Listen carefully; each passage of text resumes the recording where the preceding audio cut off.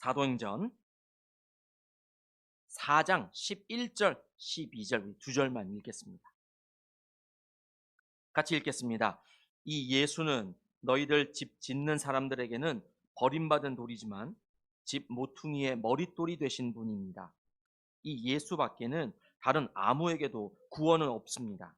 사람들에게 주신 이름 가운데 우리가 의지하여 구원을 얻어야 할 이름은 하늘 아래에 이 이름밖에 다른 이름이 없습니다. 아멘. 베드로가 또 요한이 담대하게 주의 말씀, 구원은 예수 이름밖에 없다라고 담대하게 말하고 있는 부분입니다. 어디에서 했느냐 중요하죠.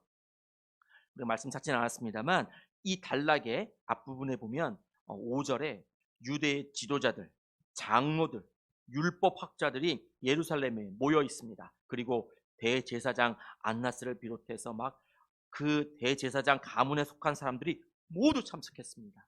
그러니까 유대의 종교 지도자들이다.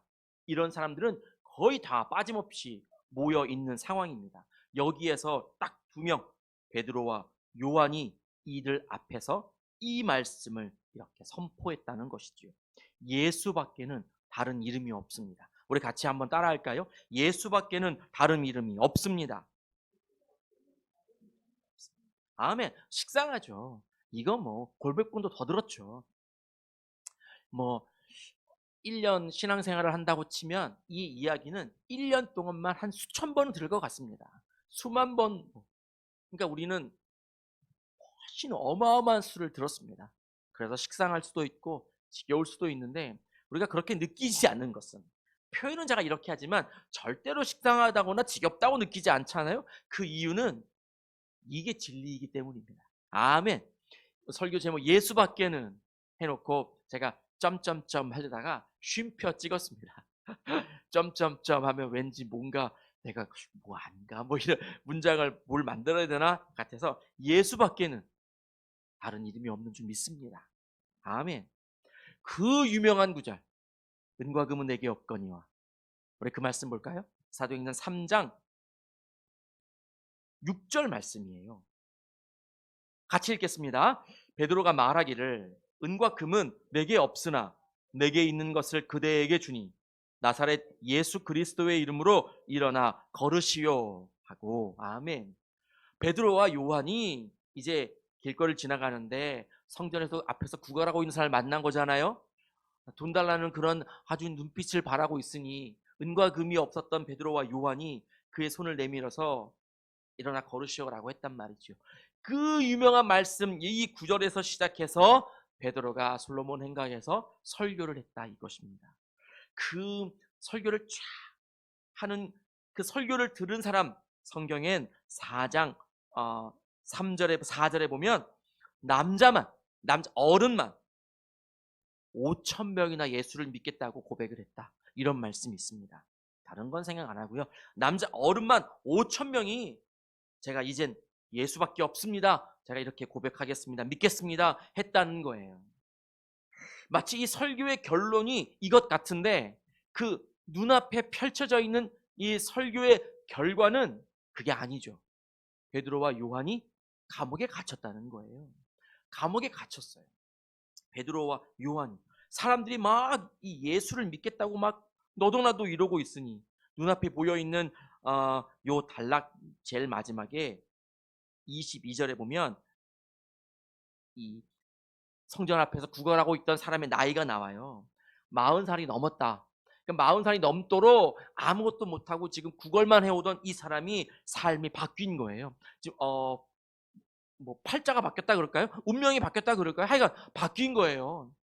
40살이 넘도록 이 지경에 있던 사람이 이제 넘어서 바뀌어 버렸어요. 그런 사람을 지금 보고 있음에도 이 종교 지도자들은 자기의 위치가 꺾일까, 권력이 빼앗길까, 지금 이 문제를 삼고 베드로와 요한을 붙잡았다 이것입니다. 그리고 너무 많은 사람들이 생각해 보십시오. 요즘은 막 뭐 가수들, 연예인들이 있으면 막 앞에 막 팬들이 있다고 그러는데 요때는 그냥 그것을 한번 접목시켜 보면 베드로의 이 귀한 설교 때문에 5천 명이나 믿고 더 많은 사람들이 이를 따라가면서 예수님을 선포하고 있는데 지금 그 중에 대표격인 사도 두 명이 붙잡혔다는 거죠. 그러니까 의회 앞엔, 이 감옥 앞엔 많은 사람들이 있지 않았을까요? 웅성웅성거리면서. 아니면 자기도 감옥에 갇힐까 두렵지만 좀 떠나기는 좀 찝찝하고 그렇다고 입술로 예수밖에 없다고 고백하기는 좀 뭐하고 무섭고 하면서도 하여튼 몇 명이든지 웅성거리면서 있을 거예요. 그것에 힘을 받지 않고서라도 이 베드로와 요한은 말할 수 있는데, 도리어 이 그 분위기를 지금 신경 쓰고 있는 사람들은 유대 종교 지도자들이라는 것이죠. 이들이 이 베드로와 요한을 어떻게 할 수가 없는 거예요. 생각하면 그래요. 이 4장의 이 앞부분 말씀을 우리가 머리로 막 그려보면, 아, 그 당시 감옥 앞은 이러한 상황이었겠구나, 우리가 쉽게 그릴 수 있어요. 그러니까 정말 이 많은 가문의 사람들이 모여 있는데도 베드로와 요한을 어떻게 하지 못하는 거예요. 결국 그들은 말씀 뒷부분에 보시면 말로만 구두 경고만 하는 거예요. 하지 마. 그 예수라는 사람 증거하지 마. 이렇게만 하는 거죠. 물론 지금 이런 억양으로 하진 않았겠지요. 막 날카롭게 무섭게 막 협박하듯이 막 겁박하면서 그렇게 말은 했겠지요. 그런데 베드로와 요한은 그러지 않았습니다. 담대하게 주눅들지 않고, 도대체 하나님이 생각하실 때 내가 여러분들의 말을 듣는 게 옳겠습니까? 하나님 말씀 듣고 행하는 게 옳겠습니까? 나는 뒤로 하고 생각합니다. 후자라고 생각합니다. 그러므로 나는 우리가 보고 들은 것을 말하지 않을 수 없습니다라고 말합니다. 내가 보고 들은 것은 증거하지 않을 수 없습니다라고 말하는 거. 담대하게. 뭐 안나스라는 대제사장 한 사람만 있는 것도 아니고 가문의 모든 사람이 모여 있는데요. 여러분, 이러한 사람이 되어야 하겠습니다. 이들이 보고 들은 것을 말하지 않을 수 없는데, 이것이 뭐예요? 예수밖에는 다른 이름이 없다는 거예요. 못하는데, 구원을 하는데, 이 구원에 있어서는 예수밖에는 다른 이름이 없다. 여러분, 이것입니다. 바울의 여정을 따라가는 성지순례가 있습니다. 예전에는 그 중에 몰타라고 하는 것이 유행했었습니다. 몰타 공화국인데요. 어, 섬 6개로 이루어진 나라예요. 사도행전 28장 1절에 몰타라는 이름이 나옵니다. 사도행전 27장과 28장에는 사도 바울이 로마를 가기 위해서 배를 타고 가다가 풍랑을 당한 이야기가 나옵니다. 선원과 선장과 선원과 그리고 바울을 비롯해서 모두 합쳐서 276명의 사람들이 배를 타고 크레타라고 하는 에게에 있는 섬에서 출발해서 로마로 들어가려고 합니다. 근데 그 중에 큰 풍랑을 만난 것이지요. 살기 위해서 먹을 것도 버리고 짐도 버렸는데 그래도 바다가 잠잠치 않으니까 이들이 기도합니다. 사도 바울이 하나님께 기도했습니다. 하나님이 바울에게 응답하시죠.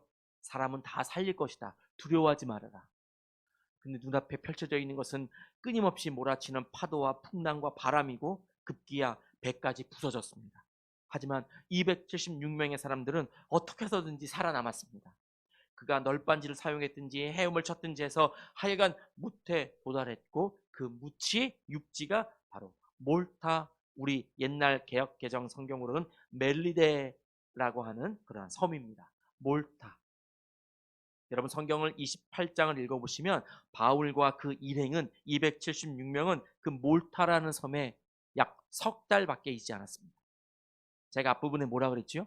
바울의 여정을 따라가는 성지순례에 몰타라는 나라가 있다고. 몰타에는 바울은 석 달밖에 있지 않았다고. 그리고 성경에 다시는 나오지 않아요. 그런데 그 섬에서 석 달 동안 바울이 뭘 했을까요? 성경 28장에는 그 이야기는 딱 10절만 나와요. 10절 가운데 사건은 두 개만 딱 언급했어요. 추워서 모닥불을 쐬고 있는데 그 섬에 있는 독사 한 마리가 바울을 물었다. 딱 떨곤 했다. 죽겠지. 바울은 죽지 않았다. 이 이야기 하나와, 근데 그 지역에 살고 있는 추장의 아버지가 병이 들었는데 바울이 기도해서 병이 고침받았다. 그리고 그것을 본 많은 사람들이, 많은은 없어요. 여러 사람들이 바울에게 다가왔고 그가 기도해서 하나님이 역사하셔서 고침받았다. 딱 이 이야기 사건 두 개만 성경에 나와요. 10절에. 그런데 그 몰타는 바울 여정의 성지순례가 됐다. 여러분, 이것입니다. 그 지역은 오늘날 카톨릭이 막 우세하지만 찾아보니까 카톨릭은 83%, 우리 기독교는 7%, 약 90%가, 죄송합니다, 기독교는 9%. 네, 그래서 92% 이상이 그 몰타에서 하나님을 알고 있습니다. 100%는 안 되지만 나머지 5%이 정도 되나요? 7%쯤 되나요? 이 정도가 기타 종교로 분류되고 있습니다. 그래서 그 지역에 가본 사람들은 어디를 가든 어느 골목을 가든 종교성이 쫙 있어서 경건하다 이렇게 느껴진다고 그럽니다. 가고 싶습니다. 한번 가시죠, 우리도. 네, 네. 그런데 이 기타 종교 안에 이슬람교가 약 3%를 차지한다고 그럽니다. 무슨 말 하려는지 아시겠죠? 네. 요 3%의 이슬람이 92% 이상을 차지하는 그 몰타라는 섬의 성당을 사서 이슬람 사원으로 바꾸고 있다는 그러한 소식이 있습니다. 3%가 92%를 이긴다는 표현은 좀 과하지만 여러분, 그렇습니다. 바울은 석 달 동안 그 섬에 있었습니다. 그럼 무슨 일을 했을까요? 우리는 말 안 해도 알겠지요. 예, 정말 열심히 하는 예수의 복음을 전했을 겁니다. 그러니까 석 달 동안 있지 않았지만 거기에는 그 교황이 2번이나 참석했대요. 그 지역에 있는 성 요한 성당이 있는데 거기를 2번이나 교황이 갈 정도로 그랬다는 거 아닙니까? 우리나라는 교황이 한 번 왔는데 막 이런 난리를 쳤는데, 예, 그 작은 섬에 찾아보니까요, 전 세계 나라 중에 땅덩어리 크기로 201번째, 그 작은 나라에 그렇게 있는 그 섬에서 3%밖에 안 되니까 정말 작은 인구가 50만 정도래요. 그 총 인구가. 근데 그 중에 3% 되는 그 이슬람이 교회를, 성당을 사원으로 바꾸고 있다는 것 아니겠습니까? 우리는 쉽게 말합니다. 저도 여러 번 말했습니다. 저 이슬람 사람들 저 종교성은 정말 대단하다. 본받아야 된다라고 말할 정도였습니다. 아니면 와, 저 신천지는, 저 이단은 저렇게 흔들림 없이 저렇게 열심히 포교해, 저 열심을 우리가 본받아, 이렇게 말합니다. 그러죠? 예, 저만 말한 건 아니잖아요. 예, 다 그랬을 거예요. 근데 그렇게 말할 게 아니에요. 왜 우리 기독인들은 안 그랬는데? 왜 우리 기독인들은 못 하는데? 그렇게 면박 주고 이럴 것이 아니라 해야죠. 그렇게 해야겠지요. 이슬람 이야기가 나와서 살짝, 요즘 이 전쟁 때문에 제가 다시 한번 이슬람에 대해서 공부를 하는 계기가 됐습니다. 이슬람교는 6개의 믿는 신이 아니고요. 믿음의 그 대상이 있는데, 첫째는 알라라고 하는 신, 뭐 이런 거, 경전, 코란, 뭐 이런 거. 근데 그 중에 천사가 있대요. 가브리엘 천사, 미가엘, 우리랑 똑같이 있는데 이름 없는 천사 둘을 믿고 있다는 거예요. 이름이 없으니까 이름을 말씀드리지 못하겠고, 근데 각 종교 네, 순위파 뭐 이런 것들 있잖아요. 그리고 다 지역에 따라서 많이 전해지는 그런 거 좀 다르지만, 하여간 사람이 응애하고 딱 태어나는 그 순간에 알라신이 그 아이에게 천사 둘을 보낸다는 거예요. 그래서 한 천사는, 이거는 다른 종교 이야기니까 너무 심각하게 듣지는 마시고, 한 천사는 오른 어깨에 앉히고 한 천사는 왼쪽 어깨에 딱 앉힌답니다. 수호 천사는 아니고요. 이 두 천사가 뭘 하느냐, 다 이제 그 전해지는 구조는 또 약간 다르지만 제가 공부하고 들었던 바에 의하면 이 천사들이 이 사람의 한 행동에 따라서 신에게 잘하면 오른쪽에 벽돌, 저는 벽돌을 들었는데 벽돌 하나를 올리고, 알라 신에게 못하면, 허랑방탕한 생활을 하면 왼쪽 어깨에 벽돌을 하나 올린다는 거예요. 그래서 그 사람이 죽을 때 오른쪽에 있는 벽돌과 왼쪽에 있는 벽돌을 수를 세서 하나라도, 벽돌 하나라도 오른쪽이 많으면 천국에 가고 하나라도 왼쪽에 벽돌이 많으면 지옥에 떨어지는, 이런 믿음이 그들에게 있다는 거예요. 다시 돌아올까요? 오늘날 21세기를 살고 있는 우리들에겐 화려함이 막 극치를 이루고 있습니다. 최첨단의 기술이 우리를 유혹합니다. 그리고 많은 이단 사설들의 그 종교가 우리를 넘어뜨리려고 했습니다. 여러분, 그런데 우린 착각합니다. 기독교에만 마치 그런 것처럼, 기독교인들에게만 화려함이, 최첨단의 기술이, 종교적인 유혹이 마치 우리들에게만 있는 것처럼 생각합니다. 근데 그래서 그럴까요? 아니에요. 21세기를 살고 있는 특히 젊은이들에게는 기독교 상관없어요. 이슬람교 젊은이들에게도 그러한 유혹은 있는 거예요. 이슬람교 이야기 했으니까. 유럽에 살고 있는 이민 2세대들, 아이들, 이미 이 자유의 맛을 받고 화려함의 맛을 받고, 그들이 어쩔 수 없이 막 여자들은 막 이런 머리에 쓰고 있고 이렇다 할지라도, 이미 그들은 사회에서 아무리 차별이 있다 하더라도 이미 그들은 자유에 물들어 버린 사람들이에요. 이슬람 사람들은 하루에 몇 번 기도? 5번 기도. 근데 전 세계, 우리는 착각, 전 세계에 있는 10몇 억의 이 이슬람 사람들이 다 그렇게 기도를 할까요? 에이, 천만의 말씀. 안 할 수도 있겠죠. 안 하기도 해. 특별히 이 유럽의 젊은이들은 안 하는 경우가 대다수예요. 그러면 왼쪽 어깨에 벽돌이 막 올라갈 거예요. 하지만 이 젊은이들은 아랑곳하지 않죠. 즐거운데. 그런데 우리 기독교 엄마 아빠와 다른 점 하나. 유럽에 살고 있는 이슬람 엄마 아빠들은 얘네들을 꼭 엄마 아빠가 태어난 고향에 한번 보낸대요. 네. 메카라고 하는 성지순례 거기 보내는 게 아니라 고향 땅에 한번 딱 보낸대요. 그럼 그들이 갔다 와요. 어르신, 할아버지, 할머니께 인사하고 친척들에게 인사하러 가요. 그런데 그 지역엔 다 이슬람이에요. 그러니까 그 사람들은 하루에 5번 철저하게 기도해요.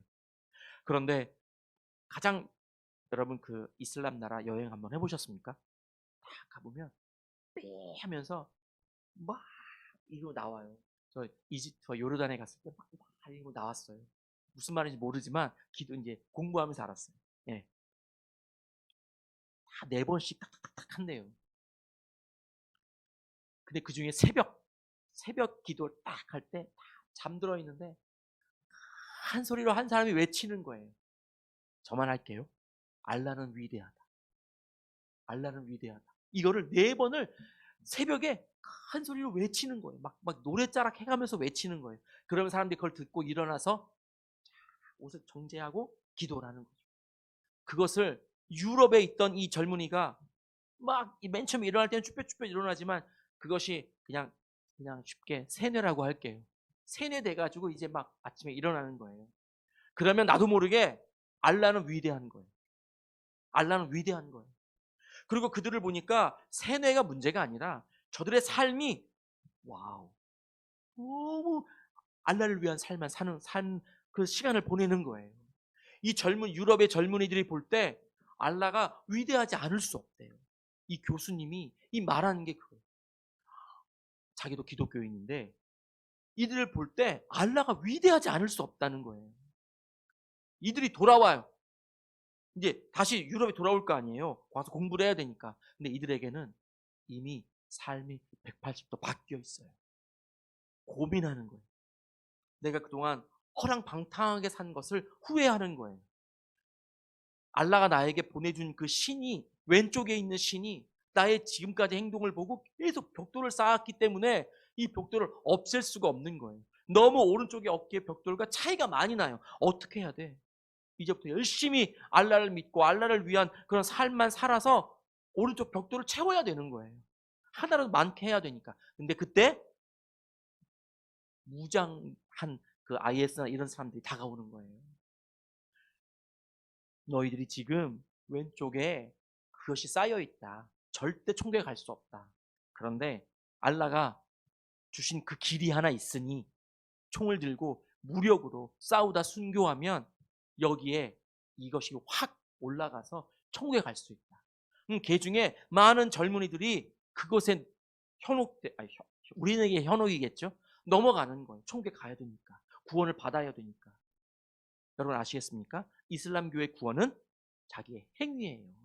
내 행위가 올바라야 구원을 받을 수 있는 거예요. 그래서 젊은이들이 어린아이들 잘 모르겠지만 그들은 총을 들고 나가서 싸우는 거예요. 그동안 있었던 자기의 모든 그 행위들을 회개하면서 싸우는 거예요.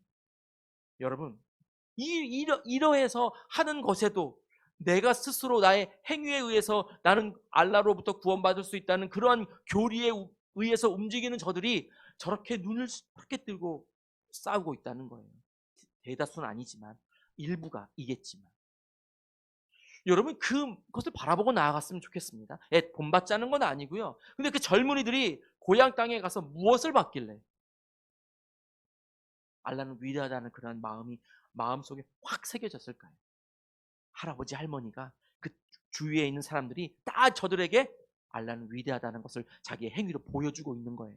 보여줬던 거예요. 그러기 때문에 저들이 변하게 되는 거예요. 사람은 변하지 않는다 그러지만 보는 순간부터 두려움이 나에게 찾아오고 나에게 어떤 것이 찾아왔을 때 그들은 변하는 거예요.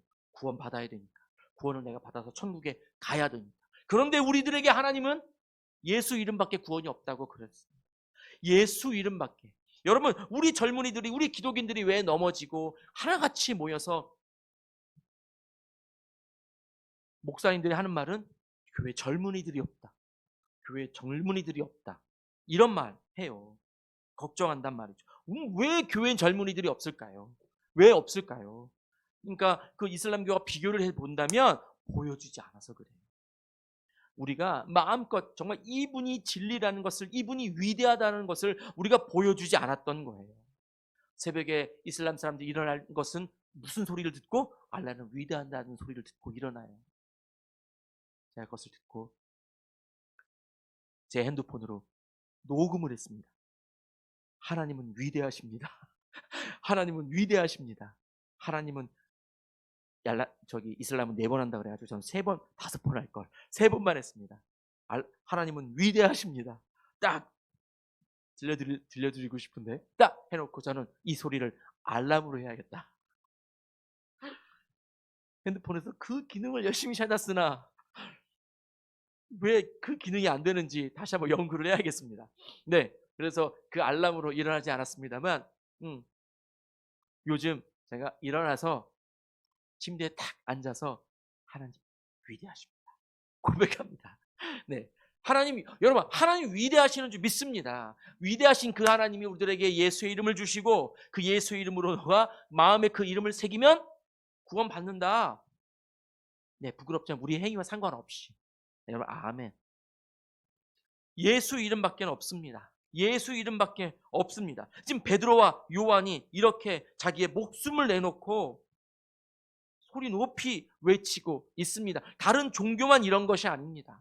그 종교는 그런데 우리는 왜 안 그래? 그런 말 하지 말고 우리 목사들이 그런 말 하지 말고 그것을 보여줘야 되겠지요. 알려줘야 되겠지요.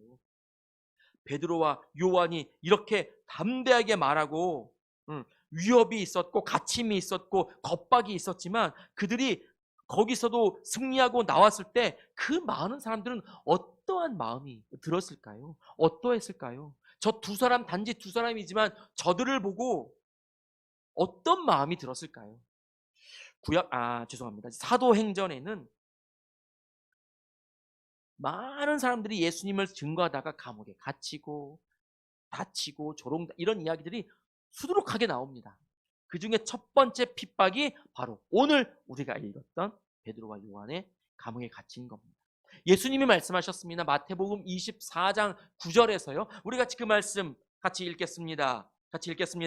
그때에 사람들이 너희를 환난에 넘겨줄 것이며 너희를 죽일 것이다. 또 너희는 내 이름 때문에 모든 민족에게 미움을 받을 것이다. 아멘. 예수님이 말씀하셨습니다. 그리고 예수님도 이 안나스 대제사장을 비롯한 많은 종교 지도자들 앞에서 신문을 받았고 고문을 당했고 채찍질 당했고 급기야 죽임까지 당했습니다. 그리고 사람들에게 제자들에게 말씀했습니다. 너가 내 이름 때문에 환난 당할 거다. 고난 당할 거다. 그리고 그 고난 환난의 첫 번째가 오늘 읽은 이 본문 말씀입니다. 첫 번째로 다가왔던 이 베드로와 요한에게 다가온 이 감옥에 갇히는 이 환난이, 이 핍박이 이들에게 어떤 마음으로 다가왔을까? 예수밖에는 다른 이름이 없는데, 나는 이 진리를 선포하고 있는데 왜 나는 갇혔을까? 이러한 후회와 막 원망과 이런 것이 있었을까요? 그러나 말씀을 쭉 읽어보면 이런 원망은 하나도 없음을 우리가 봅니다. 더 담대함을 봅니다. 그리고 사도행전 이후로도 많은 사람들이 갇히고, 뭐 바울도 갇히고 이러면서, 여러분, 사도행전에 순교한 사람이 몇 명 나올까요? 퀴즈. 몇 명 나올까요? 한 명 나옵니다. 한 명. 이렇게 수루빽빽하게 많이 갇히고 고문당하고 막 그렇지만 순교는 한 명 나옵니다. 사도 요한의 형제 야고보만 순교를 당했다. 이 말씀이 사도행전 12장에 나옵니다. 하나님, 우리 예수님 때문에, 예수 이름 때문에 너희들이 고난을 당하고 그러겠지만 내가 있다. 우리 주님이 이 말씀들을 통해서 우리들이 위로해 주시는 것만 같습니다. 죽지 않는다. 여러분, 그러기에 마음껏 우리 주님을 선포하고 나아가야 하겠습니다. 옳다라는 그 앞에서 말씀드렸던 그 3%밖에 되지 않은 사람들에게 넘어갑니다. 넘어갑니다. 그러면 예전에 믿었던 그 믿음이 시간이 지나면서 점점 퇴색해지고 약해진다. 여러분, 이런 것이잖아요. 우리의 신앙 믿음은 시간이 지날수록 점점점 더 강대하기를 소망합니다. 담대함이 우리들에게 있어야 합니다. 사망 권세를 이기신 우리 예수님, 죽지만 않으셨습니다. 죽으셨지만 다시 부활하셨습니다. 사도행전은 사도들의 신앙을 고백한 그렇게 행위를 드러낸 책이다. 그렇지만 사도행전의 핵심은 예수의 부활입니다. 예수님은 우리 때문에 죽으셨고 또 우리 때문에 다시 살아나신 줄 믿습니다. 사망 권세를 입으신, 사망 권세를 이기고 승리하신 우리 주님의 그 이름을 우리들에게 허락해 주셨습니다. 다시 오실 겁니다.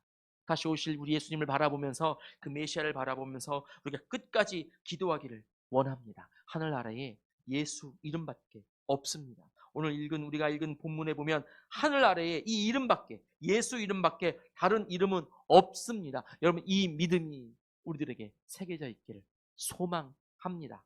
그리고 이 이름을 마음껏 전달하고 나아갔으면 좋겠습니다. 나의 삶으로, 내 이 삶의 태도로, 말하는 모든 것으로 우리 주님을 증거하기를 원합니다.